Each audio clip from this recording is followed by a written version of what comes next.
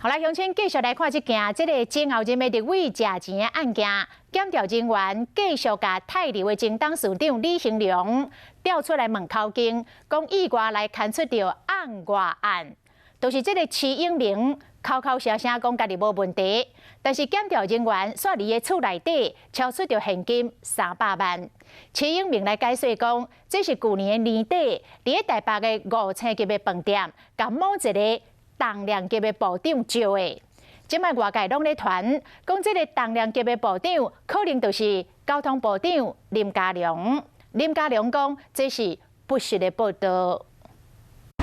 李董有没有拿100万给陈昌明的人？记者伫问，伊的手表示无。李兴良透早犹未提讯到北检，要调查金流，案情有进展。昨检察官秘密传讯陈超明办公室主任杨文英，一路车拢无加讲，掩过伊涉嫌代替收乌洗的钱。检调查出来讲，陈超明收到李兴良100万块的支票，当作政治现金申报，要么伊本人无出席公听会，只是办公室主任杨文英到场。个事业经济部一定要派人出席，更加向李兴良讨200万，掩过陈超明。敢若是收钱无办代志，公听会出席费才夺走100万，因为梁文一涉嫌重大，目前北检已经向北院申请收押禁见。案情的部分我不能谈哈，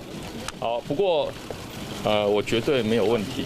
声声句句讲无问题，也毋过检调发现讲这无单纯，伫个齐永明厝内抄到300万，伊讲是私人的借款，是要轻党费。甲一个真好的部长级的首长借500万，后来又搁讲是300万，因过检调却是找无提款的记录，而且汇100万到党部了，又搁请助理搁还现金，认为这无合常理。判断讲这毋是借款，更加听讲这个部长级的首长是交通部长林佳龙。这是没有引述消息来源的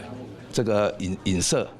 啊，那令人遗憾。林佳龙讲真遗憾，也毋过齐永明佫讲借款迄一天有人证在场，听讲可能甲 NCC 审查新闻台执照有关系，是毋是要案外案检调，爱佫继续调查？